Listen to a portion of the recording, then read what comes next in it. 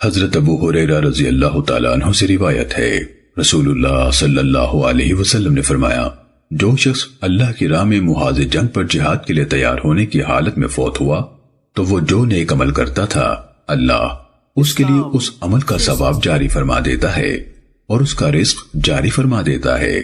اسے آزمانے والوں یعنی منکر نکیر کا خوف نہیں ہوتا اور اللہ اسے قیامت کے دن خوف سے محفوظ اٹھائے گا۔ سننے ابن ماجہ حدیث نمبر 2767۔ حضرت ابو ہریرہ رضی اللہ تعالیٰ عنہ سے روایت ہے، رسول اللہ صلی اللہ علیہ وسلم نے ایک آدمی سے فرمایا، میں تجھے اللہ سے ڈرنے کی اور ہر بلند جگہ تکبیر کہنے کی وصیت کرتا ہوں۔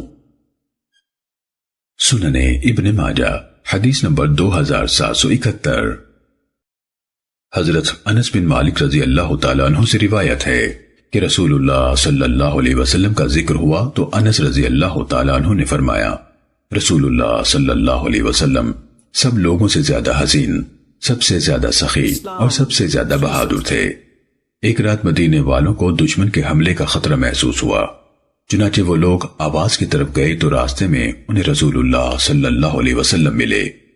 آپ ان سے پہلے آواز کی طرف تشریف لے گئے تھے اور حالات کا جائزہ لے کر واپس تشریف لا رہے تھے۔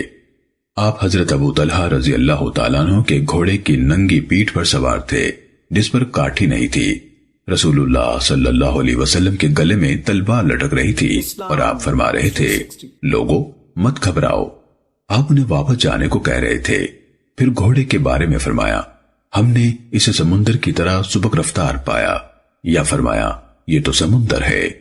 حدیث کے راوی حماد بیان کرتے ہیں کہ حضرت ثابت رحمہ اللہ نے یا حضرت انس رضی اللہ تعالیٰ عنہ کے کسی اور شاگرد نے فرمایا، یہ حضرت ابو طلحہ رضی اللہ تعالیٰ عنہ کا ایک گھوڑا تھا جو بہت سست رفتار تھا، اس دن کے بعد کبھی کوئی گھوڑا اس سے آگے نہیں گزر سکا۔